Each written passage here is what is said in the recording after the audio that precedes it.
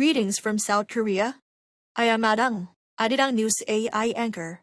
Here is the news making headlines today.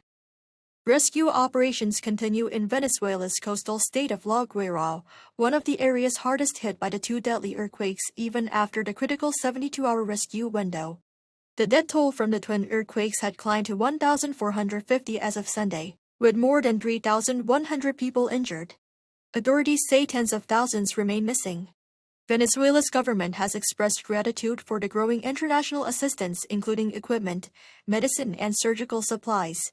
Peru's defense ministry said it has delivered more than 14 tons of humanitarian aid following assistance from the United States and the United Kingdom, while additional rescue teams have also arrived from Mexico, Brazil, El Salvador, France, and several other countries. Iran and the United States exchanged fresh military strikes over the weekend, in and around the Strait of Hormuz.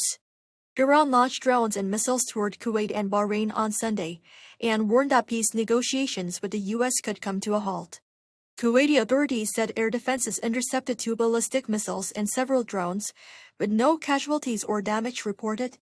In Bahrain, officials said an Iranian strike damaged a residential building near the international airport, destroying the top floor of the structure but causing no deaths.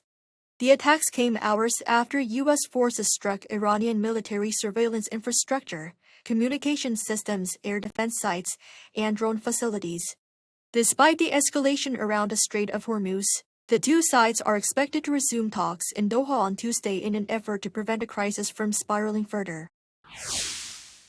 South Korea's regional economies grew by 3.8% in the first quarter, but the expansion is polarized. Data released Monday shows that regions producing semiconductors and advanced electronics are driving national growth, while southern regions stagnate. The capital area saw growth of 5.2%. Chungcheongbuk-do province recorded a massive 13.8% surge, fueled by a nearly 26% jump in its manufacturing sector. In stark contrast, the Jeollado provinces recorded 0% growth.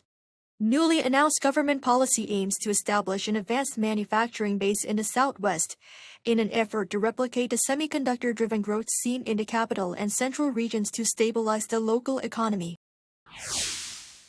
Hallyu-related spending by foreign visitors in Korea last month topped 1.4 trillion won, or about $900 million, setting a fresh all-time high.